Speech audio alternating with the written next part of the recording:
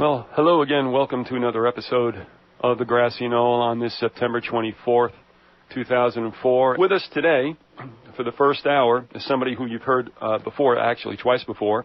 It's Dr. Michael Elliott out of Ontario, Canada. And Michael, how are you today? Very well. Glad to be back with you, Biz. All right. Now, we billed this show as the 20 maybe hijackers. The strange story, the 20 maybe hijackers.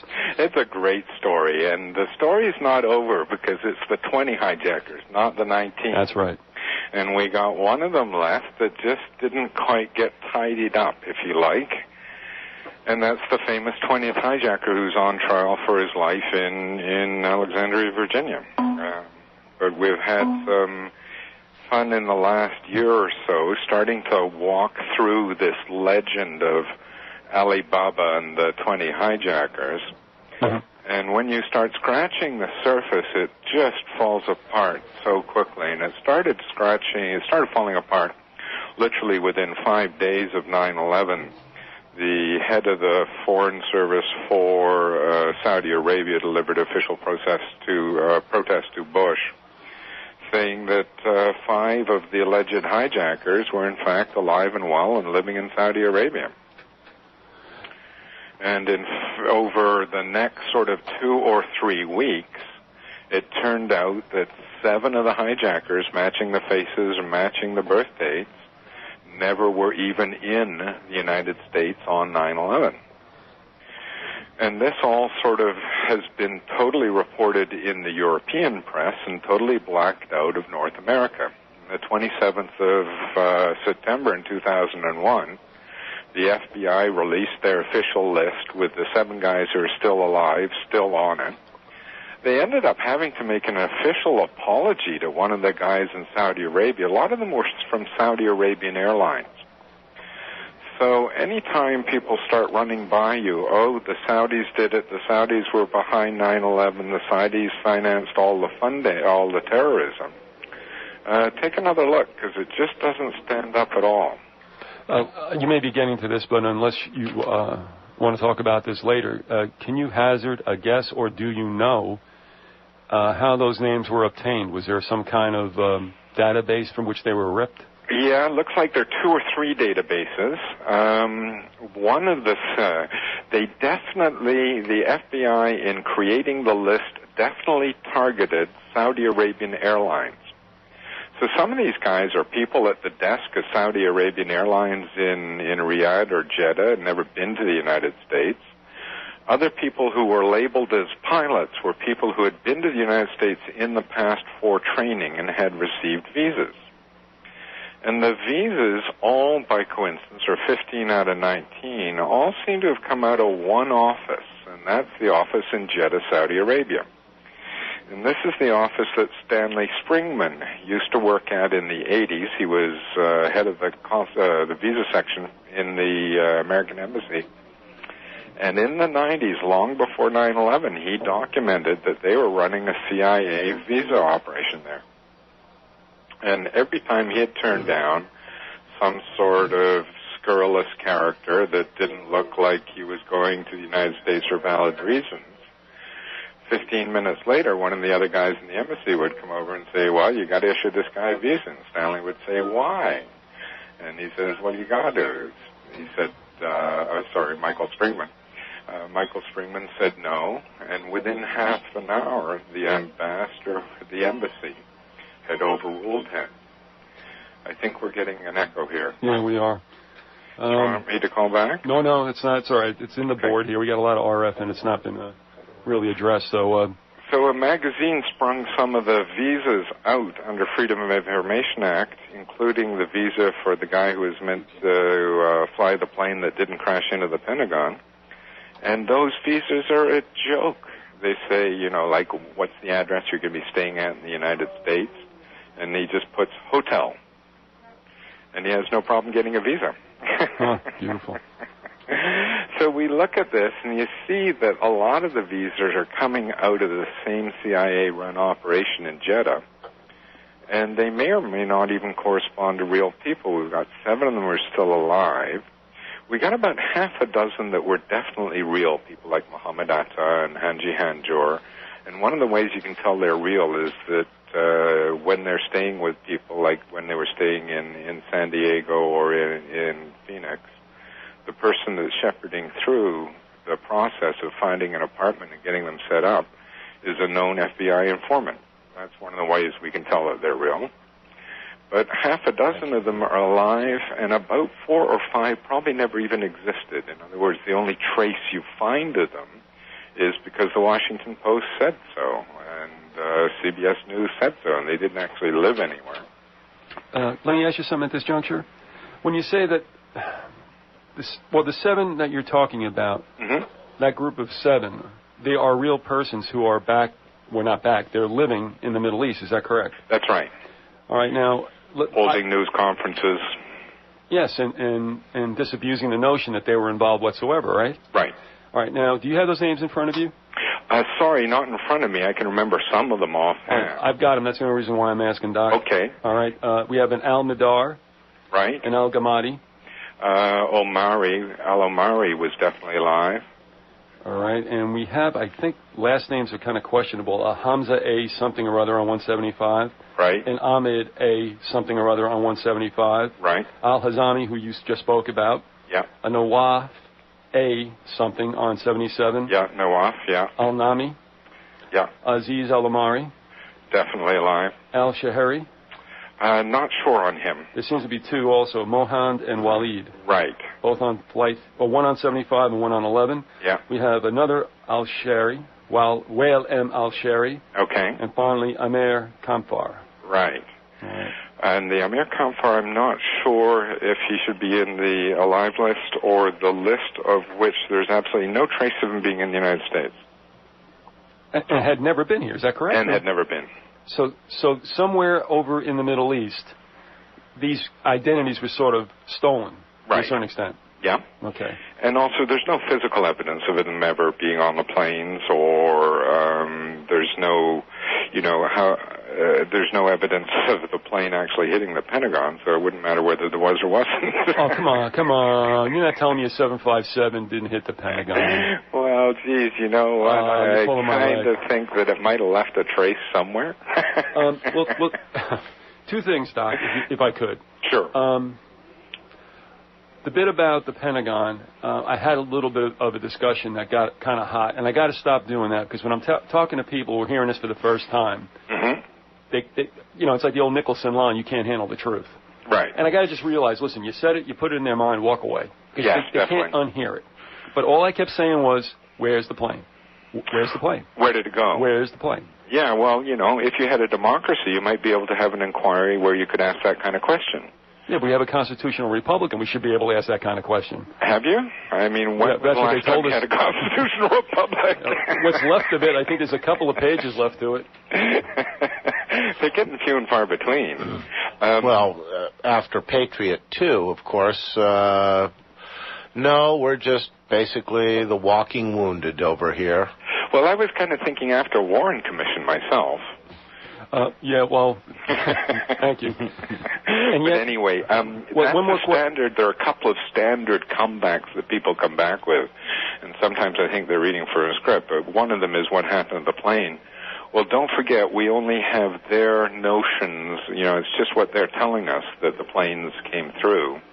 And in Flight 77, the plane that didn't hit the Pentagon, we've got actually one other thing, and it's the only one of the 4. Which is the air traffic controllers at Reagan Airport, who were on record to say that they did see a plane coming in. They did say a plane hit the Pentagon, and that plane was moving too fast and cornering too tightly for it to be a big cargo plane like a 757. So in that one in particular, we do have evidence that it was a real plane, and the plane was way too small and way too fast to be a big jumbo. If I could, I wanted to ask that second question of you. Is it all right? You want me to go with that now? Go ahead, sure. We have seen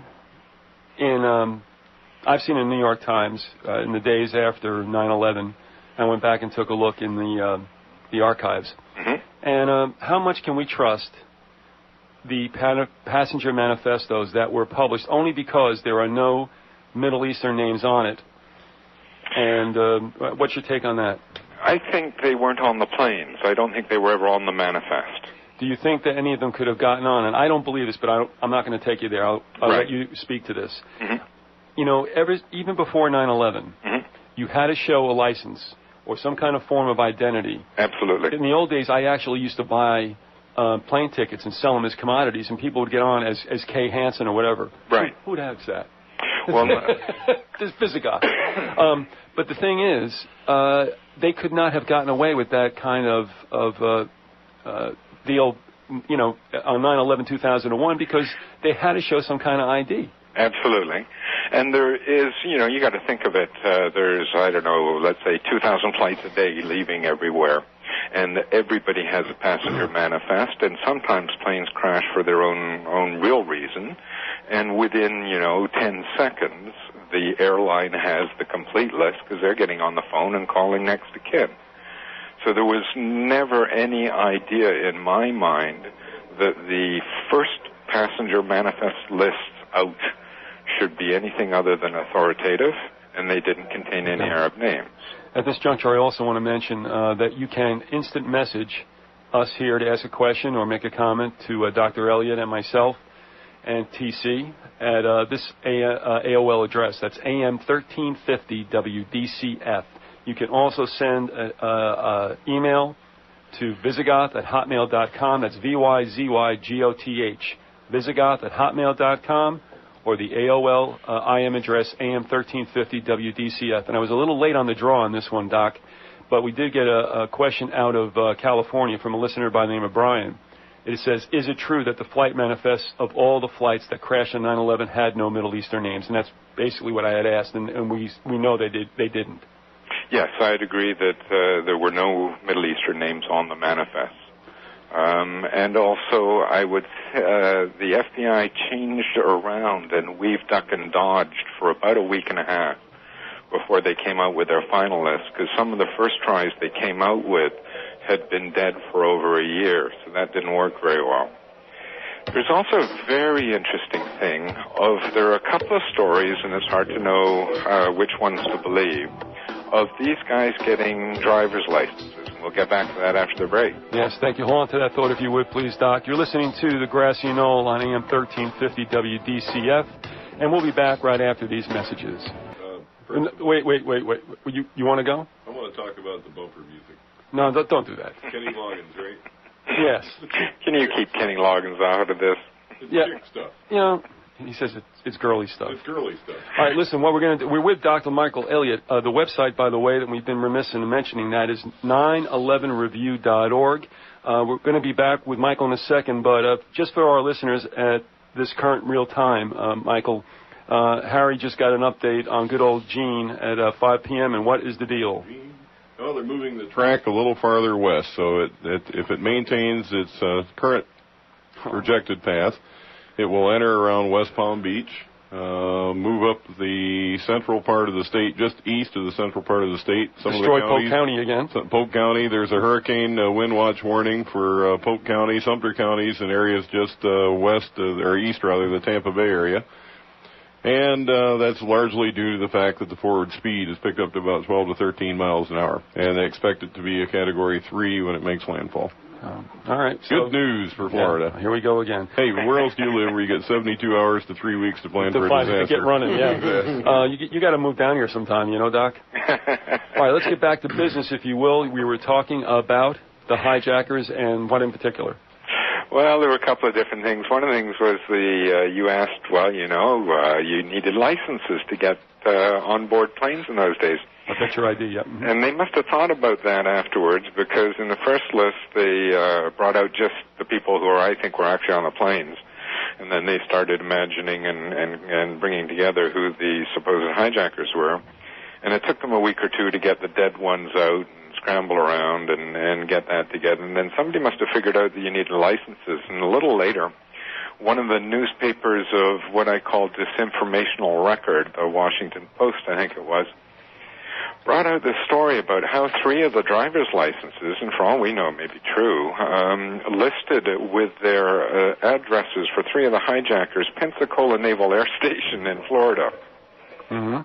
And so this is a little curious. What are hijackers doing living on an airbase? Well, they were anything they want. They were trained there. They were what? They were trained there. Well, that's the sort of first knee-jerk thought. But on a little more digging, what we found out was that there's only one newspaper story that says that's true, and 3 of the people that they say that's true about are 3 of the people, just turned out to be 3 out of 3 of the people that are still alive. So in other words, it's a sort of backtrack red herring to say, well, here's how they got their driver's licenses, because somebody went and knocked on the door of Pensacola and said, well, tell us about it. And you try and get a straight answer out of a naval air base. Right. Having lived on one for several years, you understand, I'm sure, why Florida and Florida driver's licenses were selected. Well, I got to go ahead. Why? The biggest reason was that after the first influx of Cubans back when Castro, the Mario right. boatlift, way before then. I'm talking back when Castro took power and people fled. Okay. 1957. Yeah. Okay. You had people coming into Florida with skills and things to do, and so the state of Florida made it easy for these people to obtain driver's licenses so they could go to work and so they could become productive members of society, so to speak. And that law had never been repealed. So basically, all you needed in the state of Florida to obtain a Florida driver's license was a permit to be in the United States. Well, I think you need that's great, and you need even less than that in Virginia, which is where another batch of the driver's licenses came from, where somebody was selling driver's licenses, a driver examination employee was selling driver's licenses $1,000 a pop. And she got busted by local police just around the time of 9/11. I think it was a couple of days before, and there was a couple of days after. And one of the people that got arrested with her, people that were about to buy licenses, turned out to have a day pass to the Twin Towers from a few days before. And it's quite interesting that 3 or 4 of the other sort of ghosts, the people that we're not really sure even exist, also had these Virginia driver's licenses. Now, she was going to plead guilty to a felony charge of, illegally selling driver's licenses.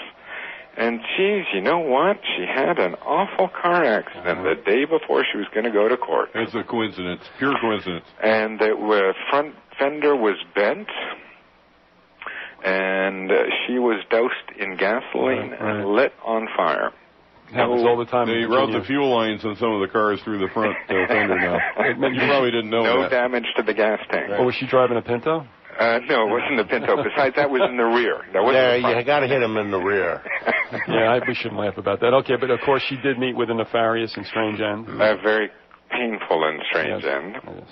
So we've got these sort of, evidentiary tributaries essentially backing up a complete joke as a story for the hijackers, with the exception of the good old 20th hijacker. And this is Mr. Mazawi. And Mazawi was training at a flight school in, I guess it was Minnesota, wasn't it? Minnesota. Right. And somebody got a little suspicious of him and called the FBI. The FBI came out to interview him and popped him on the spot because he had overstayed his visa. And he was put in the clink, I guess, about 3 weeks before 9/11, and the local field agents smelled something and thought something was wrong and wanted to get a warrant to go search his computer and his belongings, which is sort of more or less par for the course. And because Mazawi was not an American, he's actually a French citizen, they were able to apply under the Foreign Security Act, the FISA Act. Mm-hmm. FISA, in its 12-year history, 15-year history, they've applied for and approved 10,000 search warrants. These are sort of no-fuss, no-muss search warrants, where a secret court with secret judges view secret evidence only from the prosecution side and decide whether to issue a warrant or not. And in the 20 years or whatever these things have been in place, there have been 10,000 granted. And the only other one ever turned down was the request for a search of Moussaouy's computer before 9/11. And the FBI basically, the field agents of the FBI basically came to the conclusion that somebody in Washington was protecting this guy, and actually joked back and forth that they kind of thought that people working for Osama bin Laden were working in the FBI, which I think is true. And this is the famous Crowley memo. Right. And Moussaoui basically sat on ice until 9/11, and then they went and searched his computer and basically found nothing, but put him on trial for conspiracy to participate in 9/11. And Moussaoui's not so dumb. He's got a master's from European University. He's been around the block. The first thing he did was fire his government-appointed lawyers and decide to defend himself. Attaboy. Attaboy. This guy's smart. And they didn't help a whole lot. They gave him a pencil and a paper to write all of his legal motions and no printer, no computer to print things off. So for about the first year and a half of his trial, he was defending himself, and his motions were scanned in, and somebody at one of the good internet sites, cryptome.org, did a transcription of all of his handwritten motions. You can find the links on 9/11 Review, and we've done the best of a selection of our take on the best of Moussaoui's motions. And he is explicit. He says the FBI was actively participating in the events of 9/11. And he says the reason they popped him and not one of the other people that went through the training school is because the other guy was going to be used as a patsy, and he wasn't. Now, did Moussaoui know any of the other 19? Yes, definitely. And what's absolutely fascinating is we've got a couple of stories, for example, of Moussaoui and Mohammed Atta and one of the other ones visiting a hotel in Norman, Oklahoma, because Moussaoui had come in, the first place Moussaoui studied was in Norman, Oklahoma, and the government won't go anywhere near this. In other words, the clearest links between Moussaoui and the other 19 hijackers, the government doesn't want to know about. All right, and there's some coincidences here, maybe, with Moussaoui and some other individuals of note, but we'll get to that after these messages. You're listening to the Grassy Knoll on AM 1350 WDCF. We have with us Dr. Michael Elliott of the website 911review.org. We'll be back with him after these words. Yes, we're back at the Grassy Knoll on AM 1350 WDCF, and we're with Dr. Michael Elliott from the website 911review.org, and you can hear sophomorically my partner Harry making fun once again. What is with you? Could you do something a little more upbeat? This guy here is very upbeat. We got in here today, and you put him to sleep with this Kenny Loggins. I'm playing the theme from Caddyshack. Michael, this is the sound of me cutting Harry's microphone off. Could you? Yes, he's gone. Thank you. Before we get back to Moussaoui, I'd rather listen to Kenny Loggins. Thank you. Thank you very much. He deserved it. One of the things Moussaoui said, which was absolutely great, was he said they had busted him and not busted one of the other people, Hanjour. Hanjour's a favorite of mine on the hijackers. He stands about 5'0", 125 pounds. According to the legend, he took over control of Flight 77, the plane that didn't crash into the Pentagon, from a 3-tour of duty in Vietnam F-4 Phantom pilot, and flew it into the side of the Pentagon. The only problem is, 3 weeks before 9/11, he had been turned down from even renting a Cessna because he couldn't fly worth a damn. Now, he actually was a real person and definitely was in the United States for probably up to about 10 years, always learning to fly or be a pilot or something like that. Comes from upper middle class, quite well-off family in Saudi Arabia. Sweet guy, apparently, according to everybody that actually knew him. And he turns up one day at a flight school, the same flight school that Moussaoui went to, but their Phoenix location, with not only a pilot's license, but a commercial license, 600 hours minimum. The guy couldn't speak English, At University of Arizona, he had on his required English test a 0.28 grade point average. So the guys at the flight school got a little worried that how the hell this guy had a commercial pilot's license who couldn't even speak English when English is absolutely required. Well, that's easy. He went to the same flight school George Bush went to. No, because I think George Bush actually flew something, though I don't know what direction. We're not sure. It'd be a paper planes, I think. But you did mention you had to speak English, and I'm not sure. and Bush can't either. He could speak English. And so what the flight school called the FAA. And the FAA said, okay, we'll send an inspector out to take a look. Come out, and they sit in class with Hanjor for a test, and Hanjor can't do anything. And at the end of the day, the FAA turns to the flight school and says, we can try and arrange some English lessons for him. Beautiful. Beautiful. And this is the guy that is just basically, so we think these guys are groomed as patsies. But not only do we think it, Moussaoui, who's on trial for his life, not only thinks it, but says it. Take a look at what he's saying on 911review.org. Take a look for the page that's called In His Own Words.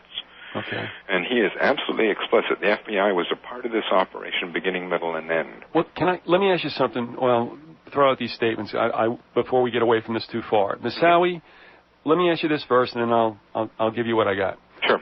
Do you think he might be government? Well, Moussaoui's saying that they're shepherded by government. Now, Stanley Hilton's lawsuit, which he's filed in Northern California, says that some of the hijackers, their wives, were saying they were actually paid by the government. Now, whether they're paid by the government or patsies for the government, it's a broad line, and we say it depends case by case. Well, check me out on this information, because I think Moussaoui is a very, very interesting character. He is fascinating. Now, was he not, when he was in Minnesota, a roommate of one of the pilots that perished in the Wellstone crash? This does appear to be true. All right. Secondly, in Norman, Oklahoma, does he not have some contact with Philip Berg, the American that was supposedly beheaded? I'm not sure about that. I know that has been reported, but again, you have to look to see whether the only thing you've got to go on for a story like that is an article in the Washington Post. Right. And if there's not an article with, say, an interview with a waitress who served them at a restaurant that has her name that can be followed up and confirmed, then you got to be a little careful, because they just love proliferating their red herrings. But you do know that Moussaoui was in Norman, Oklahoma. Absolutely. Moussaoui started his time in the United States at Norman, Oklahoma flight schools, and it seems that those are a great favorite for people coming in. I think you can confirm that Berg was there. I think he might have had a brush, like a little misdemeanor with the law. Could be. He was definitely in Oklahoma. But I think that is likely to be schools of red herring. So we'll just leave those aside and go back to what Moussaoui says himself. And Moussaoui says that the government were basically running this operation, which is one of the reasons why they sat on Colleen Rowley, and allowed no action to take place. Now, when you look at the government's case, what's so funny is that we do have these credible and checked out reports of where Moussaoui was in contact with some of the 19, or at least the real 7 of the 19, and the government doesn't touch it. It's not in the indictment. They leave it alone completely. They steer way away from it. And in fact, what they're trying to use as evidence against him is people from the Gulag, from Guantanamo. And in actual fact, all the evidence they want to admit into the case is all so-called secret evidence from the Gulag, what we call the denizens of the Gulag. And we've done a decomposition of the evidence that they're trying to present. And on the face of it, they sort of name 3 people as being people who are testifying against Moussaoui, but can't be cross-examined and won't be brought to court. And these 3 people are absolutely fascinating. We've done a study of this, and it's now available through wingtv.net, and it's called Secret Evidence. And what's so interesting is that the first person, who's very famous in the 9/11 legend, he's sort of a kingpin in Al-Qaeda, if you want, Khalid Sheikh Mohammed. It looks like, according to both BBC and Pakistani news reports at the time, confirmed about 6 times over, that he was shot and killed and confirmed as dead by his wife 6 months before he was captured. Amazing. Amazing. So one of the lead witnesses, according to the government of the United States, against Moussaoui is somebody that has been reported as dead from about 4 different sources. All right. And then they have this great raid, and there's a fabulous reporter in the United Kingdom called Robert Fisk. Right. And he wrote an article on the raid where this guy was allegedly captured 6 months after he was killed. And Fisk starts off in the repertoire of the theater of the absurd to which the American War on Terror seems to descend. This is closer to the arrest of Khalid Sheikh Mohammed is closer to the Gilbert and Sullivan end of the repertoire. Actually, I'm quite surprised that Fisk is still alive, to be honest with you. He's great. He's got such a tongue-in-cheek, and he's doing, he's about the only reporter, him and Chris Boland. Chris Boland, AmericanFreePress.net. Yes. You've got to look at his stuff from last week with the mayor of Shanksville, Pennsylvania, saying, what plane crash? Well, all right, Mike, let me ask you about that because, it was kind of hard. I mean, I read the article, and I wasn't sure where they were going with it. To me, what it meant was, well, there might have been, but this thing got atomized somehow, some way. In other words, this story about, and we've said this on the program before, reading excerpts of the New York Times when they did interviews with supposed eyewitnesses, they said, well, the plane was flying low and slow and kind of yawing, and then it finally went down. But you don't create that kind of havoc and so little debris if you're flying in that manner. What I'm saying is I think that confirmed the fact that thing was shot in the air and came plummeting down like a bird. Right, and spread over a 7-mile debris field. Now, according to your National Transportation and Safety Board... Ours? Okay. Yeah, crashed intact.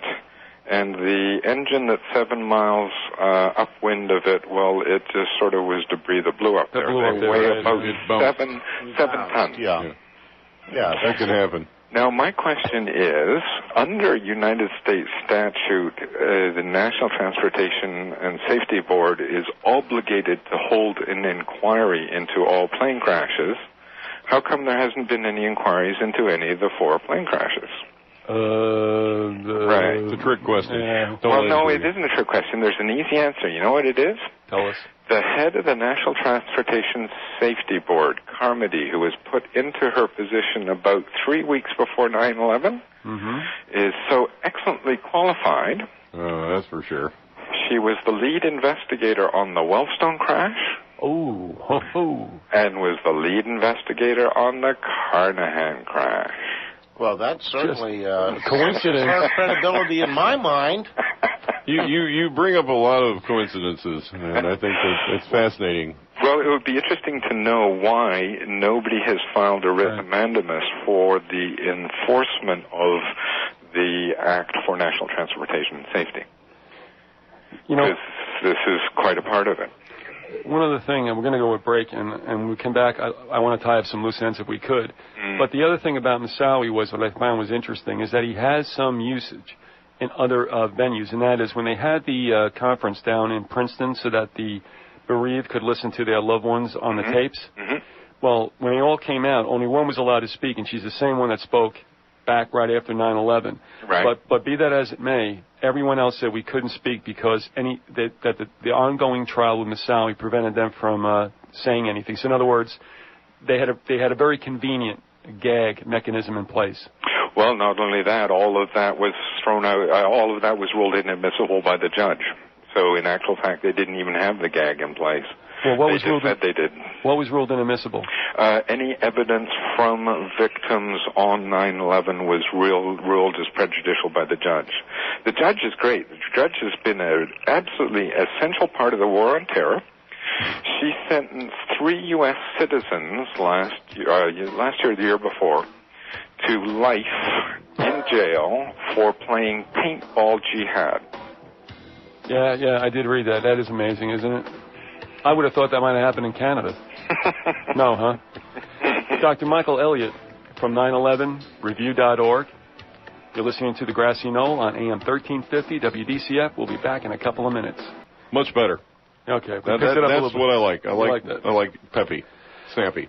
Yeah, Michael likes snappy, too.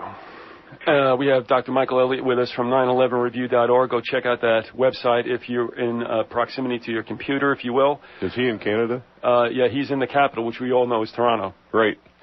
I saw the movie. I know.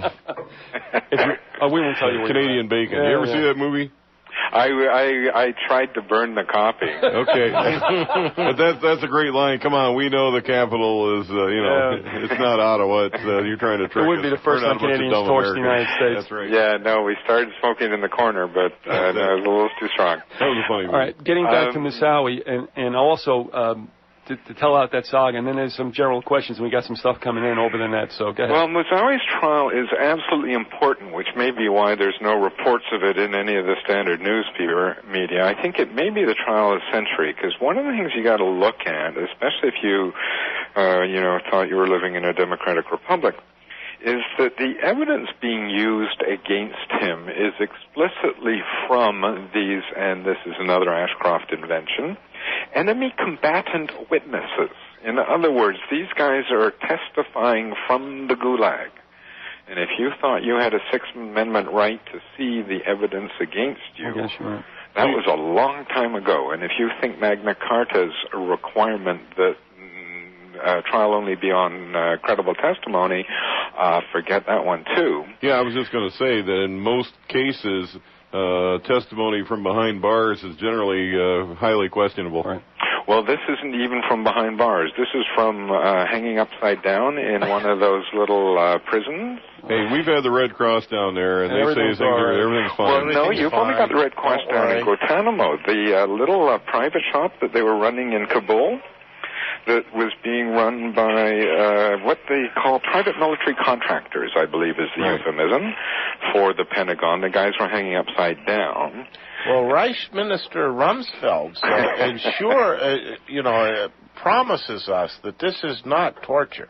It's not part of the official policy. And not part of the official policy of the United States. And you have to ask that because this evidence from those places are being used in an official trial in the United States, how long is it until we're hanging upside down by the heel? You're absolutely right. You're right, absolutely. Because this is a trial that is going before open court. This is a United States trial. This has nothing to do with any combatant. Moussaoui is on trial for his life. The judge ruled that if they were going to use secret evidence, they could not use the death penalty. They could not request the death penalty because death penalty operates to a higher level of proof. And that got appealed up to the Fourth Circuit Court, which is probably the most reactionary court in the country. And they sent it back down, and the judge said, sure, no problem, secret evidence, string the guy out. Now, this is going on in downtown Alexandria, Virginia, right. And if they're going to do it to Moussaoui, I don't think it's going to be long until they start doing it to you and me, and your listeners might ask how long until they start doing it to them. But it's amazing how many people I talk to that absolutely, and I mean I talk to frequently, including as early as yesterday, or recent rather, that absolutely do not believe that. And that's very... very frightening. Mm-hmm. Yes, and it is also frightening that all what I call the lily-livered left, all the hand-wringing Human Rights Watch and people like that, they're nowhere to be seen on Moussaoui's trial. You're right, they're not touching it. They aren't coming anywhere near it, and it's absolutely essential that people understand that in essence, Ashcroft is laying down the precedents for being able to use secret, unconfrontational evidence. Incontrovertible, yes. Incontrovertible, thank you. All right.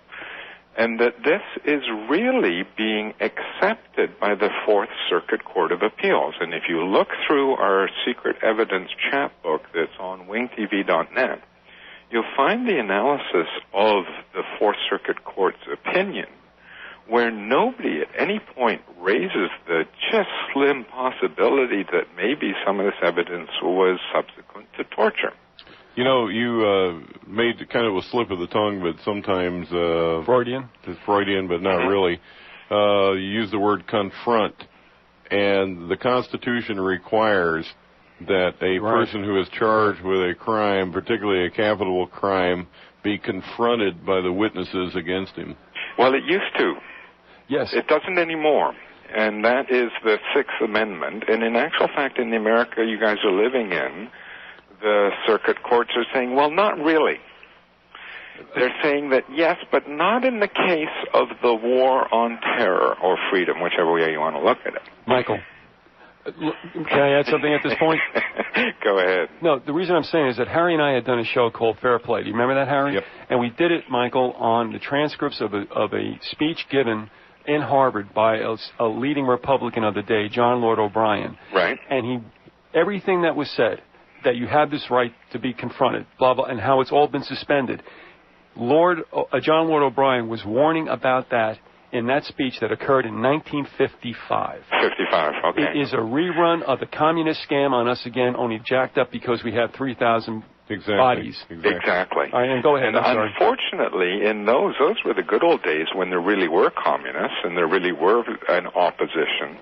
The big problem here now is not only is Ashcroft doing it, but Putin's doing it, and Blair's doing it, and they're all doing it together. And this is actually a big problem. So then you end up with consensus, and then if the case goes to the United Nations, which eventually it will, or the World Court, we have general consensus worldwide that this is the way to do things. And de facto, we have it now because nobody's standing up and realizing that there, but for the grace of God, go we. But, you know, the interesting thing also is that this terrorism, which is manufactured, I mean, it happens. It's real, but it's planned, as we know. It's happening in all the strong industrialized nations that have to be weakened to be able to be taken in peaceably into a one-world government. You don't see this stuff happening in China, where they're already totalitarian anyway. Right. You don't see it happening in India. You see what I mean? I mean, this is a vehicle that's being used globally to take down us. Well, I think they feel that they need to have the local authorities in their pocket before they pull it. Right. So I would want to look very carefully, for example, at Rudy Giuliani's resume and see what notable cases as a U.S. attorney he handled when he was back in New York. He busted some druggies, that's about it. Oh, no. He was absolutely key in the investigation, and I'll put that in double quotes, of the BCCI funding bank collapse.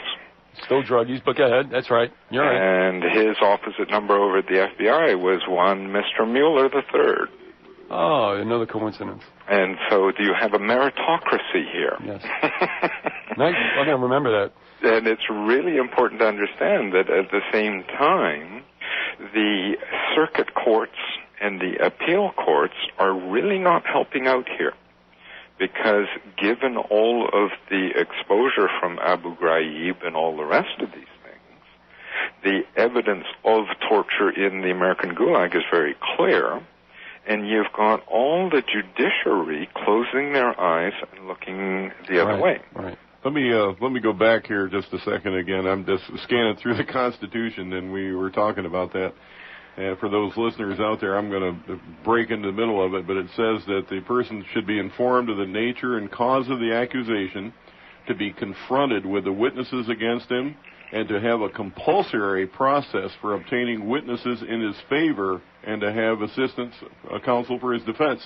So this guy not only has a legal right to be confronted by the witnesses against him, he has a legal right to have witnesses to speak on his behalf. And what's even most fascinating about Moussaouy's trial is that he wants one of these witnesses of the Gulag, Khalid Sheikh Mohammed, the guy who's dead, to testify in his behalf. Because in actual fact, in some of these cases, and it got scrubbed off CNN's website, after one of these guys got captured, there was information leaked out of his initial interrogation by Pakistani police, which said OBL, Bin Laden, and Al-Qaeda, the sort of small group in Afghanistan, had absolutely no knowledge of 9/11. We have about a minute left, Michael, so, I mean, you hit the high points, and I'll say goodbye to you now and close that as you will. Well, I really think that it's very important that people focus in and see what's going on in the judicial system. And this is important because not only is this going through, but none of this depends on the Patriot Act. They're just getting away with it, period. And if you think you got a constitution, go take a look at secret evidence on wingtv.net. This is Dr. Michael Elliott from the website 911review.org. We thank you for being with us, and we know you're going to be with us again, Michael. Thank you for the time that you spent with us. So glad to be on your show, Biz. Thanks a bunch. Bye, Harry. Good night now. Bye.